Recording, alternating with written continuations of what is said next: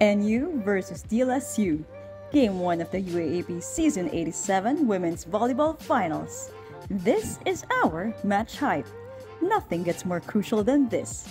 Muling magtatagpo sa pinakamataas na entablado ang dalawang higante ng UAAP Women's Volleyball, ang NU Lady Bulldogs at DLSU Lady Spikers. Sa ikatlong pagkakataon sa 4 na season, silang dalawa magtutunggali para sa corona. Ang National U gustong bigyan ng golden send-off ang kanilang stars. Naghahanda ang Bela-Belen-led Golden Generation sa kanilang final push para sa elusive title repeat. Ang tanong, magiging asul at ginto ba ang pagkatapos nito? Pero hindi papayag ang De La Salle University. Ang Lady Spikers bit-bit ang karanasan, ang tapang at ang momentum mula sa kanilang roller coaster season. Sa pangunguna ni Angel Canino kasama naging init na opposite na si Shivana Lapot at ang solid game mula kina Alea Malaluan at Amy Provido, ang DLSU handa na muling mamuno.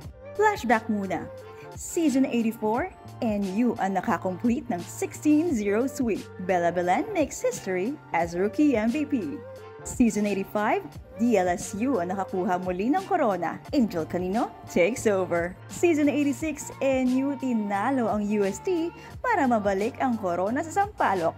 At ngayon, Season 87, deciding chapter. Ang dalawang koponan parehong loaded sa opensa at depensa. NU league leading sa spiking, setting, at digging. DLSU may pinakamatibay na receive efficiency at malalim na blockers.